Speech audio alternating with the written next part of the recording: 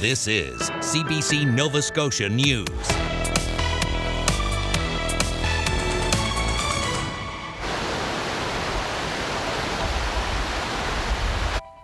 Flash flooding in parts of the province has claimed the life of a young Nova Scotian. It happened late last night in Wolfville. Officials sent out an alert for Digby, Annapolis, Kings, and Hants County yesterday evening, where between 80 and 100 millimeters of rain fell. Roads were washed out, buildings and homes flooded as raging waters swept through several communities.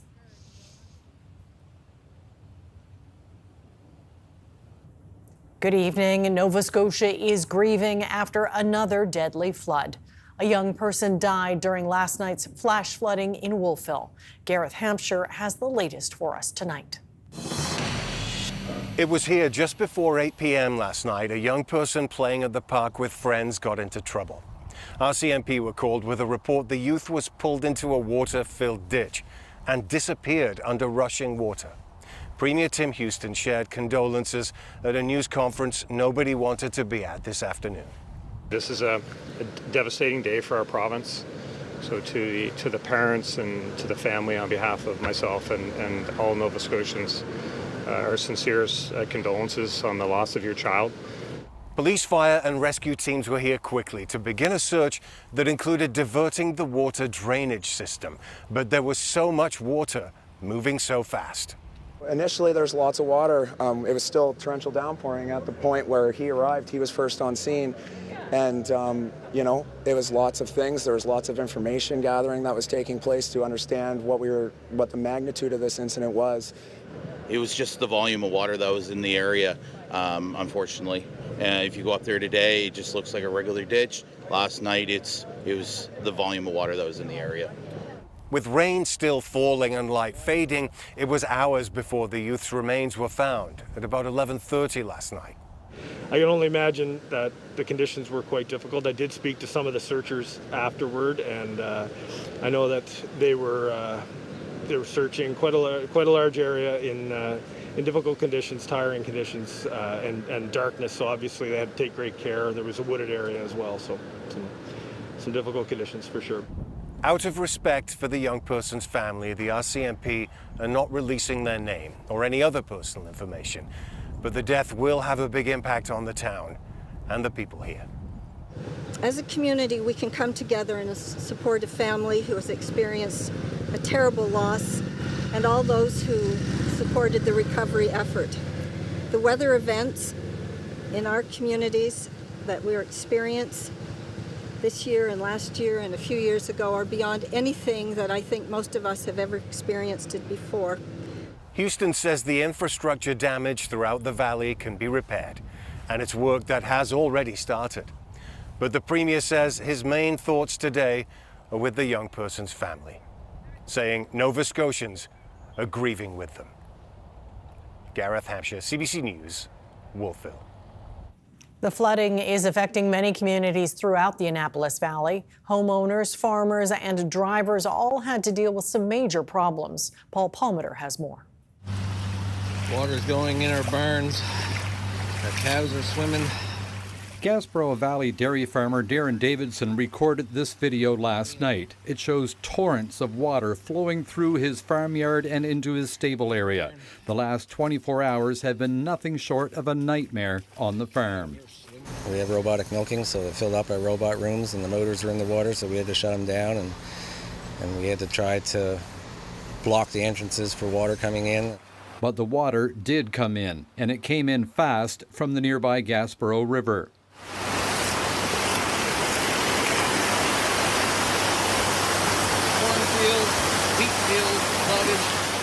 The final damage has yet to be added up, but it's not going to be good.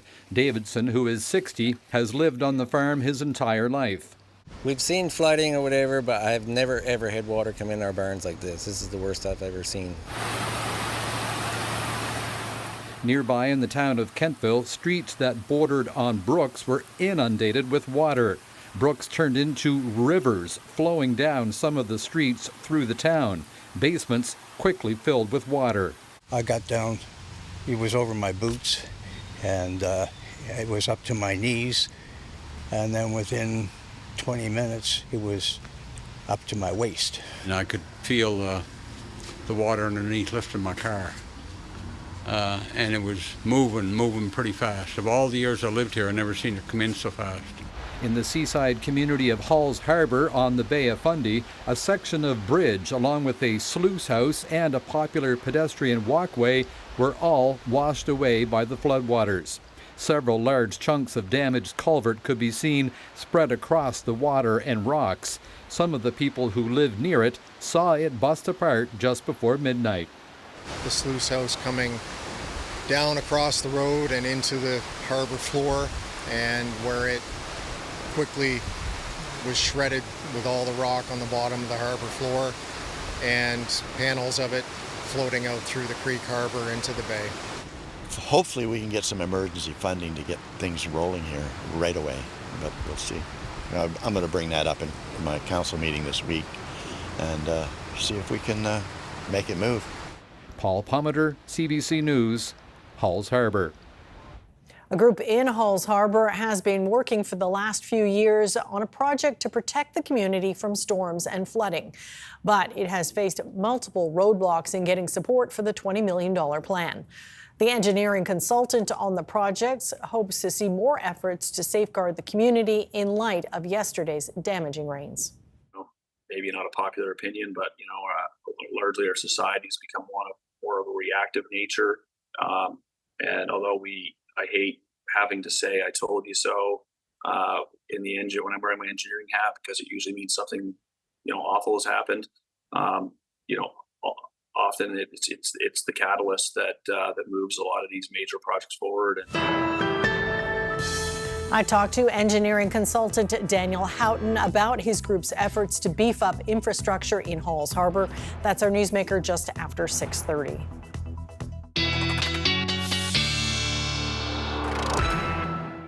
And Tina, so much rain in such a short amount of time. You've been adding up just how much fell. Yeah, lots of totals. There's so many totals coming in, over 100 millimeters, and that happened over a 4 to 6 hour period for most. In some areas, it was a little bit less than that. I just want to show you quickly the radar, and all is quiet for now. So we've got some drying out weather in the forecast. We still have to get through Saturday with some chances for some scattered showers, but look at some of these totals. They were impressive with those rainfall amounts. Now, the further west you were in the province, the lesser amounts of rain you saw, and that was true with most along the Atlantic coast as well, with some areas not even getting a little bit of rain, not even a trace, not even a drop. But look at Paradise, 105 millimeters, and this is where the heaviest rains were falling through Centerville, Stars Point, Gaspereau, 95.8, saw a report of about 133 millimeters as well. And you can see where the rain fell. It was basically along the Fundy coast in through the Annapolis Valley, and then it exited through Guysborough County, and even in Guysborough getting almost 80 millimeters of rain, where Halifax 1.6, that was at the airport, and not a drop in Yarmouth from this system. Pretty impressive numbers as that rain fell yesterday. It fell hard, and we saw one thunderstorm after another thunderstorm form and push in after the other one. Well, today it was fairly quiet. We did start off with some scattered showers this morning and some fog patches, but we cleared out and the temperatures really started to warm up. Speaking of warming up, the humidity is still up, and so will the temperatures over the course of the weekend. Heat warnings in place once again, and we do have some chances for showers. I'll talk about the extended forecast, including the weekend coming up. All right, we'll talk to you soon. Thanks, Tina. Well, Windsor was another town hit hard by last night's flash flooding, but residents on Stannis Street deal with frequent flooding nearly every time it rains. They're anxiously waiting for a fix to the town's overburdened sewage and stormwater system. Selena Alders reports. This was the scene on Stannis Street Thursday evening. It didn't take long for catch basins to fill up and spew contaminated water onto the road and nearby properties. Residents here have been dealing with this problem for years now. We're just beyond exhausted. It's actually just numbing. Like, I don't even know how to feel anything right now. It's completely overwhelming. This could happen again tonight. The water on Alicia Hennessy's property was up to her waist. So we had about 2.5, 3 feet in our basement, and our garage, and in the backyard, because it does slope down just a little bit, probably closer to 4 feet in the backyard. Despite pumps, sandbags, and generators, the water was flooding in faster than anyone could keep up with. It even flooded the park across the street. The park was closed, but municipal staff are supposed to post signs warning of the sewage overflow. Those signs had not gone up as of noon on Friday. People have been walking in the park with their dogs, with their children. I saw a lady slip and fall into the material. Children were swimming in the water. Children have been swimming in that material. The frequent flooding has been on the West Hants Council agenda for some time now. This week, there was talk of a possible sewer tax credit or even buying out homeowners. As long as we could have what we have now somewhere else, then 100% we'd take a buyout, which breaks my heart. No one here wants to leave their home. I don't think any of us even have the wherewithal right now to pack and move. I talked about just abandoning everything. Honestly, that has crossed my mind. West Hants Mayor Abraham Zebian was not available for an in-person interview, but he told me earlier this week that the only real solution to this repeated flooding would be to completely overhaul and redo the combined sewer and stormwater system. He says this could cost around $200 million. For now, Council is waiting on the second phase of a study to advise them on how to move forward. Selena Alders, CBC News, Windsor. RCMP say a boat containing human remains was discovered on Sable Island earlier this week. Parks Canada contacted police on Wednesday afternoon after a 10-foot inflatable boat was found washed ashore with 2 deceased people on board. Police believe it is a lifeboat for a larger vessel, Theros, and the people are believed to be 2 sailors from British Columbia, a 70-year-old man and a 60-year-old woman. They were reported missing after leaving Halifax Harbor last month. The investigation is still ongoing. Ultrasound technologists and the union that represents them are sounding an alarm over staffing shortages. There are dozens of vacant positions for ultrasound techs at hospitals across the province, causing long waits for some patients. Taryn Grant reports. With a bit of blue gel on a wand pressed against the abdomen, ultrasound technologists can learn a lot about what's happening inside a body. Ultrasound is used every day to assess pregnancies and diagnose a wide variety of diseases. But there aren't enough of the people who operate these machines. Pam Golden is one of them. She's been doing it for about 15 years and says the shortage has been brewing for a long time. The demand on sonographers is just as high, but the wait lists continue to grow without any expansion in the departments, without any expansion in the number of sonographers on the job. Golden works primarily as an educator, teaching sonography students at Dalhousie University. But she still picks up some shifts in hospitals, partly to keep her skills up to date, but also to help fill gaps. I believe the Central Zone is one of the worst right now, so they're at about a 50% reduction in staffing at this time. Golden says ultrasound techs in Nova Scotia make the lowest wage in the country. The union that represents them says that's the main reason for the shortage. I think we need to address the fact that our members who work as ultrasonographers and in diagnostic images deserve to have their contracts dealt with so that they can be paid for the work that they do. As I said, they should be leading in Atlantic Canada, and they're falling behind rapidly. Along with other healthcare workers, ultrasound techs are bargaining right now for a new collective agreement. In the meantime, hospitals are offering $10,000 signing bonuses in an effort to attract new sonographers. But in some cases, that's resulting in simply shuffling workers between locations. In the past 18 months, 5 people left the IWK hospital to take signing bonuses at other facilities in the same area. Opposition politicians took aim at those moves, blaming the government. The poaching part, the health authorities poaching from each other, that is a direct consequence of underpaying and undervaluing our healthcare workers. It's robbing Peter to pay Paul. It doesn't make sense. I mean, we've got labor shortages throughout healthcare. The government has thrown a lot of money at it, and we're not seeing improvements there. And now they're getting desperate and trying to poach from the IWK. Hospitals are also bringing in travel technologists, people who sign temporary contracts through an agency to fill gaps. They're typically paid more than direct employees. The health minister says these strategies are needed to keep services going. We need to make sure that we're training people, that we're creating work environments, that we're attracting people. But if it's the difference between keeping a service going and not, we have to be really creative around that. Golden says the whole situation is bad for worker morale, and it's bad for patients who are stuck waiting for weeks, months, or sometimes years. I think cancer is the one that comes to mind.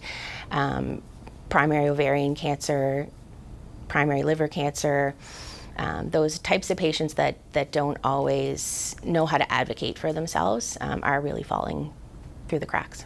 The health minister says her department is pouring resources into fixing labor gaps in healthcare, including doubling the number of seats for training new ultrasound technologists. But it will be a couple of years before the first larger class graduates to enter the workforce. Taryn Grant, CBC News, Halifax.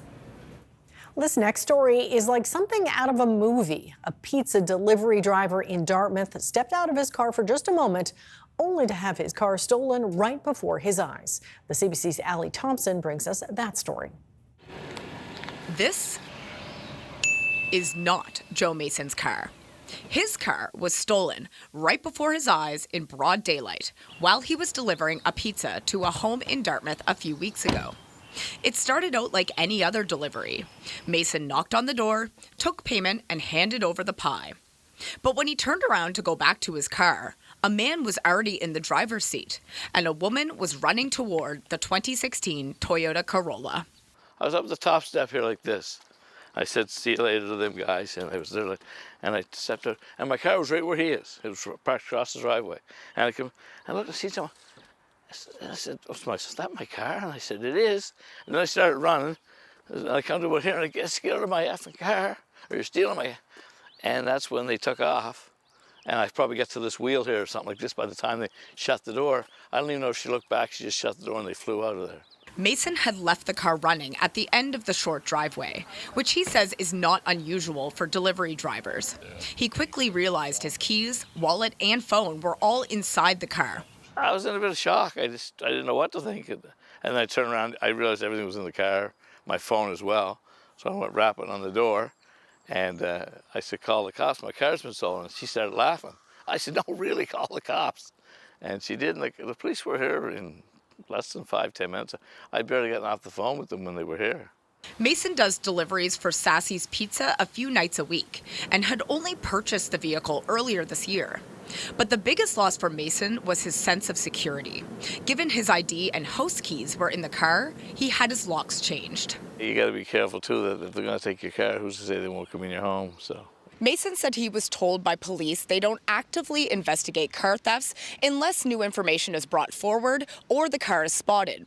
So he was surprised to hear from police earlier this week that they had found his vehicle, damaged and unoccupied, here on Cannon Terrace in Dartmouth. Mason has now been reunited with his vehicle, but he says the homecoming was bittersweet. I always feel violated. It's like someone breaking into your house. I mean, what have they been doing in your car, and what is done to the outer part of my car, the tires and the brakes and every other thing done to my car. So it's a blessing in disguise. They found it, but then it's, you got to look at them on both sides of the coin. Halifax Regional Police told CBC News the case remains under investigation. But Mason says one thing is for sure. He won't be leaving his keys in the car while making pizza deliveries anymore. Ali Thompson, CBC News, Dartmouth. Now that Marine Atlantic's new ferry run is operating between Cape Breton and Newfoundland after weeks of delays, businesses who rely on the service hope the tide has turned. Heather Gillis has more from Argentia, as well as a peek inside the new ship. Many were relieved to see Marine Atlantic's new ferry, the Alasunu, dock in Argentia yesterday. None more than Maxine Mulrooney. Her daughter, Heidi Thomas, is one of the ship's captains. I can't talk. I just can't talk. I'm so excited for her. Yeah. She works so hard. The only female captain with Marine Atlantic, Thomas has steered every ship in the fleet. She sailed this one off the dock in North Sydney on its maiden voyage. Oh, it's pretty nice. I am from this local area, so it's actually nice to be on board for the first arrival here in Argentia, especially being a hometown girl here. Thomas and family weren't the only ones happy to see the ship sailing in. Placenta's mayor was too. With a third of the tourism season lost to mechanical issues, Keith Pearson is hoping regular sailings will help bolster local business. I mean, you're looking at $500,000, double that again. Could be up to $502 million lost in revenue for the local area, which is certainly a large hit on businesses. Marine Atlantic has leased the Alisuanu for 5 years. Aboard, it's got that new car smell. Deluxe cabins like this one. 40 smaller pods, too. There are 31 pet-friendly cabins, additional kennels, and even a place for them to go pee. There's a bar, a restaurant with lots of seating throughout the interior and out here on the deck. It's a modern vessel built with accessibility and inclusion in mind. Alisuanu means traveller in Mi'kmaq, and Indigenous art has been included in the design. With the ship now sailing after weeks of delays, Marine Atlantic hopes stormy seas are behind them, a hope shared by Placenta's mayor and the businesses who operate here. Heather Gillis, CBC News, St. John's. Artists have been busy creating new murals on Quinpool Road this week ahead of an unveiling tomorrow. The murals are part of the 3rd Halifax Mural Festival. Vernon Ramasar was on Quinpool Road to find out more. I'm here with Carla Nicholson, who's the Executive Director of the Quinpool Road Main Street District Association. Carla, welcome. Hi, Vern. Thanks for having me today. This is the 3rd year the association's been involved with the Halifax Mural Festival. How did you get involved in the first place? We had a board member who was very passionate about murals, and he brought it to the board, and they expressed interest, and he then connected me with Mike Burt, who is the founder and organizer of Halifax Mural Festival, and we hit it off great, and we decided let's find some walls. So we were able to find many walls, and we were just astonished by the transformation of Quinpool Road, what some color brought to the street. The community was interested, the press was interested, and John Dumont from Saltwire called us the most cosmopolitan street in the city, so we said let's keep doing it. This is our 3rd year now, and we came into this event with 30 murals, and we'll have 11 more by the time we're done this week.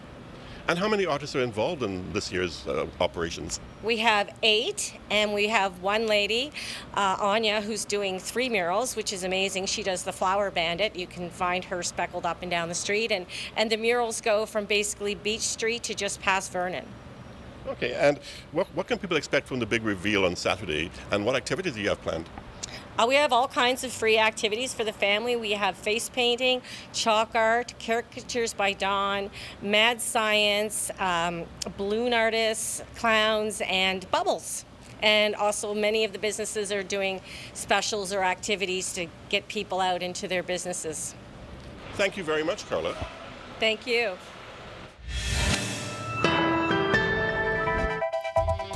Coming up, defiance in the face of growing doubts. U.S. President Joe Biden reaffirms his intentions to run for a 2nd term.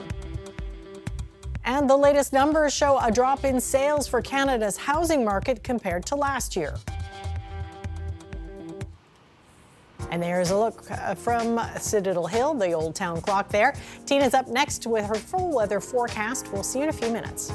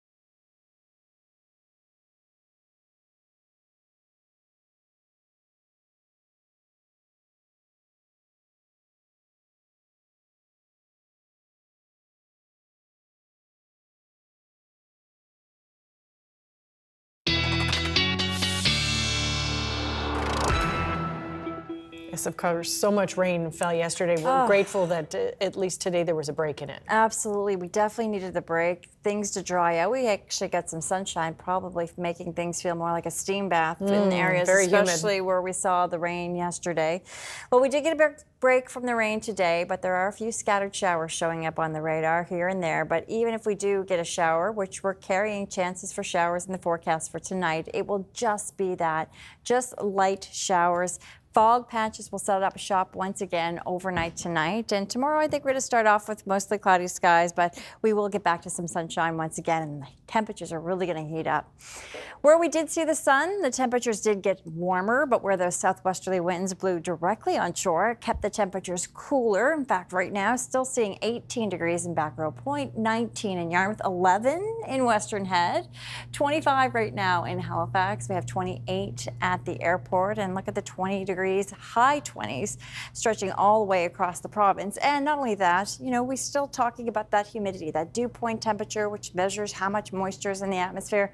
Whenever you see those dew point temperatures in the upper teens to lower 20s, you know that the air is humid. And if you're out and about for longer periods of time in the afternoon, especially working, it feels very oppressive. Today, the temperatures held just under that warning criteria in many locations, but the heat is back on and it will continue throughout the weekend. So heat warnings in place for most of the province. The only thing is we've got those southwesterly winds. So along the coast, say for Shelburne, Yarmouth, and Digby County, the temperatures will be below that heat warning criteria. But inland, I do think those temperatures are going to be making it into the upper 20s. So it will definitely feel like a heat warning. And even though Cape Breton's not in the warning just yet, just because the cloud cover and the temperatures holding in the mid-20s, I do think that heat will be moving into parts of Cape Breton as well. So just act like it's a heat warning tomorrow, whether you're under that warning or not, because it's going to be hot, it's going to be humid, and we'll need to drink lots of water for out and about. Now, what's going on is we've got this ridge of high pressure that is well down to our south, and it's really taking the winds in a clockwise rotation. Is really bringing up those southwesterly winds, pulling in the moisture, and it's also a little bit unstable along the rim or the periphery of this area of high pressure. So that's why we're going to keep those scattered showers in the forecast for this evening, as well as for our Saturday. And then that ridge starts to move slightly, and that's going to allow for the skies to start to clear up as we go through the day on Sunday. Southwesterly winds will continue. At times they'll be a little bit gusty this evening, but slowly starting to subside. And there will be chances for showers throughout the day tomorrow, again with that southwesterly flow. The wind should stay fairly quiet, 20, maybe gusting up to 40 kilometers per hour, but it will be cool enough to keep those temperatures cool. And the better chances for rain are actually going to be in the western third of the province. And it will be just that, chances for rain. Not everyone is going to see the rain showers. And then on Sunday, we do start to clear out as that ridge starts to move. I wouldn't rule out a sprinkle or two on Sunday, but generally we should start clearing out at least Sunday into Monday, and then skies will start clouding back up ahead of our next system that not only will bring us better chances for rain, but it will also bring us some cooler temperatures and less humidity. So until then, we are in the thick of that humidity. Now, I think this map looks a little bit worse than what it is. The chances for showers, that is, for tomorrow are just that, chances for showers. Not everyone is going to see them. They will be spotty, but everyone will be seeing our temperatures back up into the upper 20s for daytime highs. And again, keeping those showers in the forecast for tomorrow, and the temperatures climbing back up into the upper 20s to lower 30s for the weekend, with better chances for rain heading our way on Tuesday into Wednesday. All right, thank you for that, Tina. Okay. Well, up next, I'll talk with engineering consultant Daniel Houghton, and I'll ask about a years-long push to protect Hull's harbor from storms and rising sea levels. That is our newsmaker.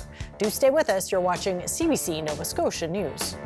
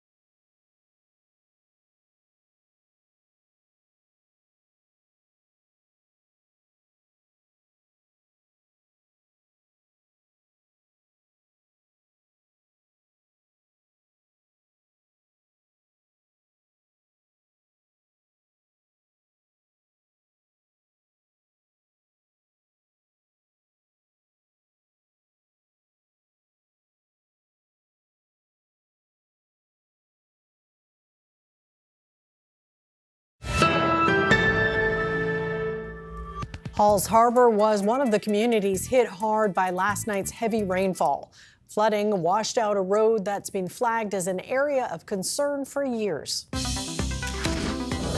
Engineering consultant Daniel Houghton has been working with a local community group since 2021 to help with a plan to protect Halls Harbor from storms and rising sea levels. So what goes through your mind when you see the damages caused by last night's heavy rains and flooding? Yeah, honestly, gut instinct and gut feeling is just is a gut wrenching and kind of like just a heartfelt feeling for that community and the people affected by this. It's a tough one for me. I've got a personal connection to Halls Harbor and obviously a professional one as well.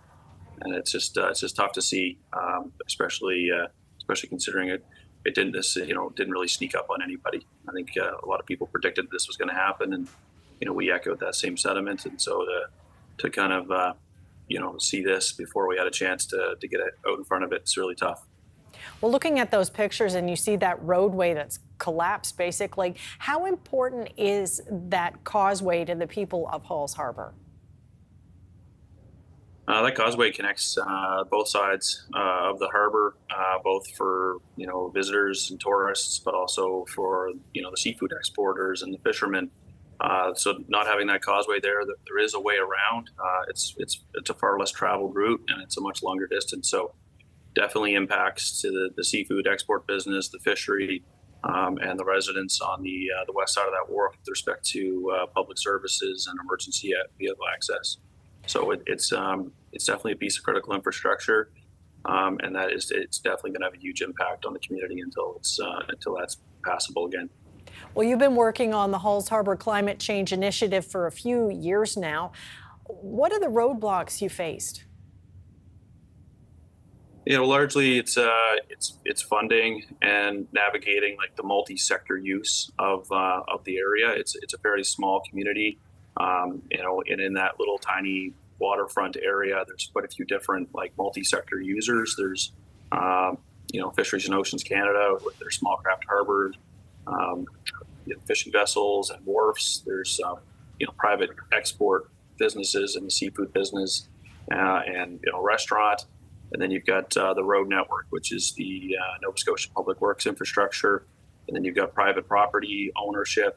And then the Halls Harbor Community Development Association also owns some property there, including one of the wharfs. So the biggest challenge has honestly just been trying to get all parties, working towards a common goal at the same time.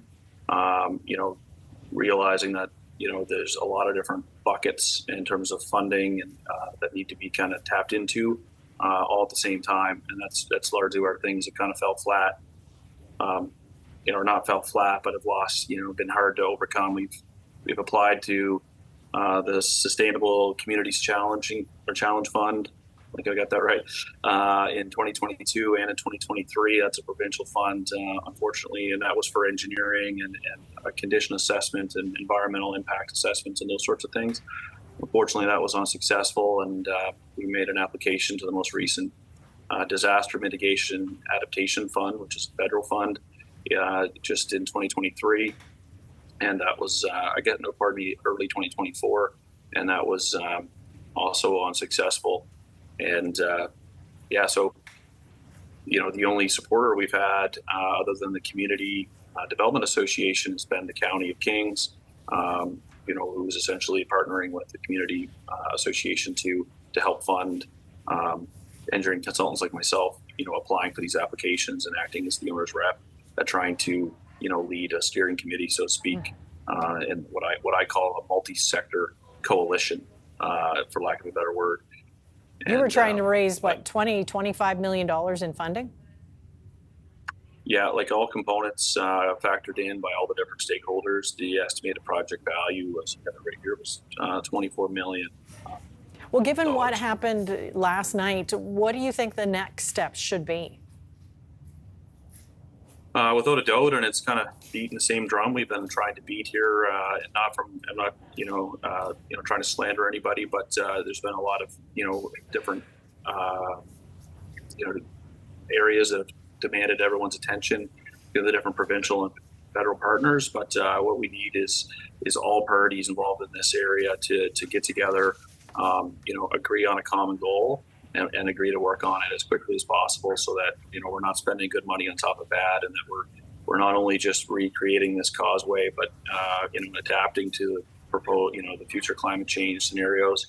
But then looking at all the infrastructure surrounding that whole waterfront area with the same lens, and making sure that it's all resilient, and it can withstand some of these events in the future. So do you think this will give you some momentum, even though it has been such an unfortunate event? Unfortunately, yes. Maybe not a popular opinion, but largely our society has become more of a reactive nature. And although I hate having to say "I told you so" in the engine when I'm wearing my engineering hat, because it usually means something awful has happened. Often it's the catalyst that moves a lot of these major projects forward. And if there's something that could positive come out of this, to the best of my knowledge, there's been no injuries, and everyone's paying attention. So we're gonna hopefully garnish the attention that this deserves, and people are gonna realize that something needs to be done in this area in order for the community and the different industries that are using this space to be able to survive and thrive down there. All right. Well, thank you very much for your time and your insight. We appreciate it. My pleasure. Anytime. Coming up, the number of Democrats calling for Joe Biden to withdraw from the presidential race continues to grow.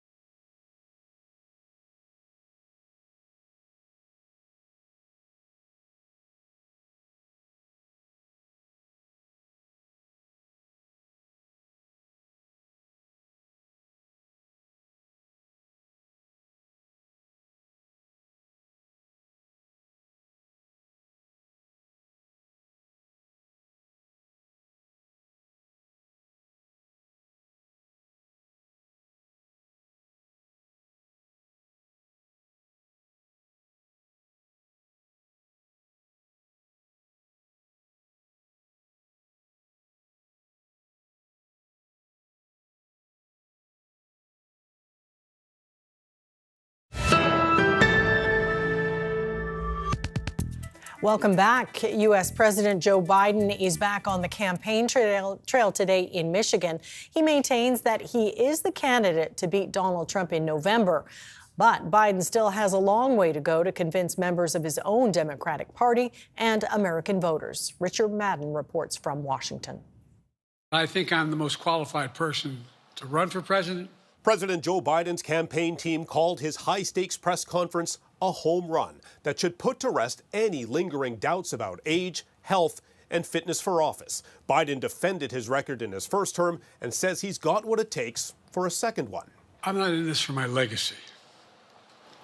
I'm in this to complete the job I started. His every word, every movement under the microscope. His press conference wasn't a disaster, but it appears Biden did not stop the bleeding. More cracks are forming within the party, and now big donors say they'll freeze roughly $90 million in campaign funds if Biden stays in the race. Overnight, another 3 House Democrats publicly called for Biden's exit. What does the trajectory look like? And imagine that 3 months from now, we get another performance like there was in the debate right before the election.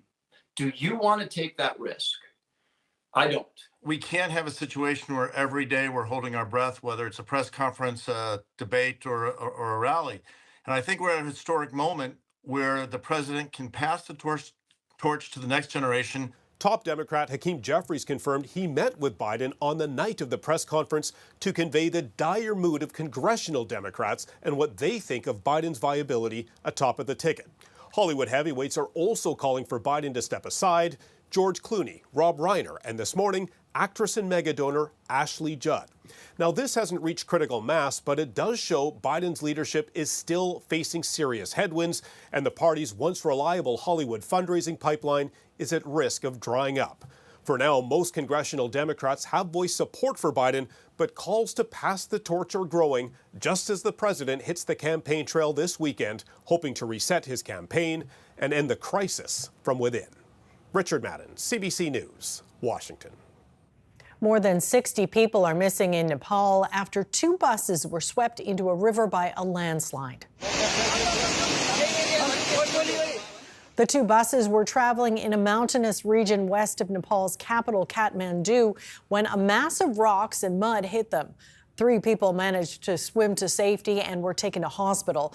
The military and police are still searching for missing passengers, but bad weather and the fast-flowing river are hindering efforts. Landslides and floods triggered by torrential rains in Nepal have killed at least 90 people over the past 4 weeks. More homes have been sold in Canada in June compared to the month before.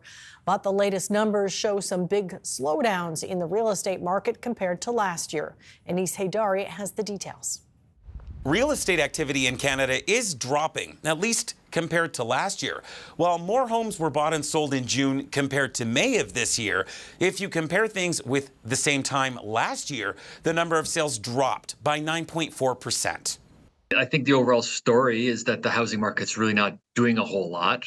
Sales are pretty flat. Prices are very much flat across the country on a national level. There's a lot more selection than there would have been, say, at this time last year. The latest numbers from the Canadian Real Estate Association also indicate more people are trying to sell in the market, but there aren't enough buyers willing to meet their prices, especially in markets like condos in Toronto.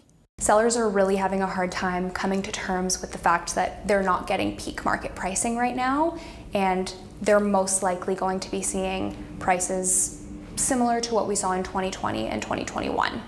Average prices across Canada have also dropped in June 2024 compared to the year before, but that's not true in every market. Cities like Calgary show price increases. The Canadian Real Estate Association is also lowering its predictions for the future. It now forecasts the average home price for the year in 2024 will go up, but by less than they thought. Instead of a nearly 5% increase in Canadian housing prices, it's expecting just 2.5% for 2024. Anis Haydari, CBC News, Calgary. Grassy Narrows First Nation in Northern Ontario says it's taking the province to court over its Mining Act. It's demanding an end to mining prospectors staking claims on their land without their knowledge or consent. Our government, because we are a government, and we've always stated that we need to operate on government-to-government basis, And again, that doesn't happen. The First Nation is asking for the province to consult and obtain approval before registering or renewing mining claims on its territory. It will argue the government has breached those duties. Last month, Grassy Narrows launched a lawsuit against the federal and provincial governments over mercury contamination in a river system that flows through its territory. The First Nation has been plagued by decades of mercury poisoning since a mill upstream of the community dumped 9,000 kilos of it into the river system in the 1960s. 77 pilot whales have died after being stranded on a beach on a remote island off the north coast of Scotland. A caution, some viewers may be disturbed by the following images. A marine rescue group responding to the beaching with a team of medics. They found 77 whales, of only which 12 were still alive. Other teams from around the area mobilized in a bid to save them. But yesterday evening, the rescue group said they'd been euthanized due to the length of time spent on the beach. A similar event involving pilot whales occurred last year on another island off Scotland's west coast. At least 55 animals died or were euthanized in that stranding. Scientists say there is no single definitive reason behind the phenomenon. Well, a months-long wedding celebration between two mega-wealthy families in India culminates in a luxury ceremony today. But some say the extravagance is too over the top. Eli Glasner takes us inside a wedding with a global audience. It's a wedding so massive, so mega, even the warm-up events put the royals to shame. How many of you believe in love? The rarely seen Rihanna. Thanks to the Ambani family, I am here tonight. A Mediterranean cruise with the Backstreet Boys and Katy Perry. And last week, Justin Bieber flown to Mumbai to party with India's 1%. So who's bankrolling the wedding bedlam? The best way to summarize them would be to say they're our equivalent of the Bezos and Gates families. The groom is the son of Mukesh Ambani, the chairman of Reliance Industries, now considered the richest man in Asia.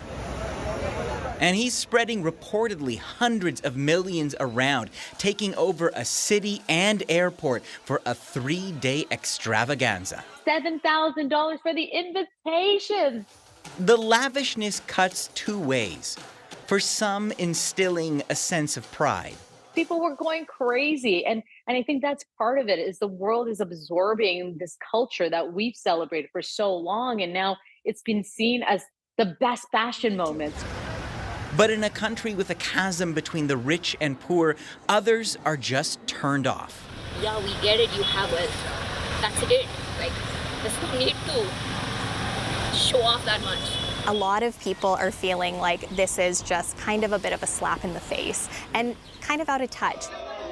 But for many in India, weddings are everything. An average Indian spends about 5 to 15, to some sources even say 20% of their lifetime earnings on weddings. And so there is support on the street. I think it's fabulous. It's helping the economy, it's helping everyone, and so I think if they have the money, they should spend it. And they certainly will. Eli Glasner, CBC News, Toronto. Canada's main stock index achieved another record high close today thanks to growing investor optimism about future interest rate cuts. Here's a look at the markets as we head to break.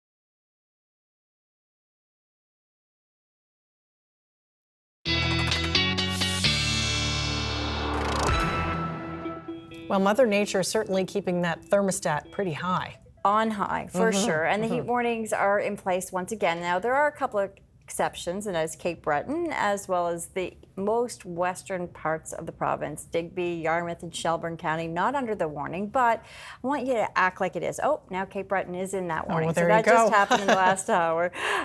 So yeah, and it really is because of the southwesterly wind. So where they blow on shore, the temperatures are going to be a little bit cooler, and it's going to have more of a west to southwest wind component tomorrow. So it'll keep the temperatures along the coastline cooler. That's why Digby, Yarmouth, and Shelburne County not under the warning, but you just have to move inland and you'll be experiencing what everybody else will be seeing, and that is temperatures in the upper 20s to lower 30s, and yeah, a lot of humidity. Now, there are chances for showers tomorrow. Not everyone is going to be in on the showers, but we've got those showers, maybe even an isolated thunderstorm as well, so definitely have to watch out for that to keep your eyes to the skies. But on Sunday, things should settle out. We'll get back to some sunshine and the heat will continue. So again, temperatures in the upper 20s tomorrow. It will feel like lower 30s to mid 30s with the humidex is going to be as high as it is. As we go into the weekend, the less chance we'll see of the cloud cover. So just a chance of showers on Saturday. I wouldn't rule out a stray shower on Sunday, but I think generally speaking, it should be fairly dry. And the same is true for Monday. On Tuesday, we do have an approaching area of low pressure, and that should keep the clouds in the skies in the afternoon and give us another chance for showers. But better chances for showers are going to be on Wednesday and Thursday, and that's when the temperatures come down, as well as the humidity. It will be a welcome relief. All right, well, you know what? It turns out that creating great works of art is child's play, at least for one German toddler. Meet Germany's mini Jackson Pollock. 2-year-old Laurent Schwartz may still be in diapers, but he's already making a name for himself in the art world. His paintings are selling on the international market for a whopping $10,000 or more. Whoa, Laurent's mom says it all started a year ago on holidays. She says she now receives countless messages from people who are huge fans of the work. Yeah, all that money's being saved for him till he turns 18, which is pretty good. All right, that's it for us tonight. Thanks for watching. Have a great weekend. Bye-bye.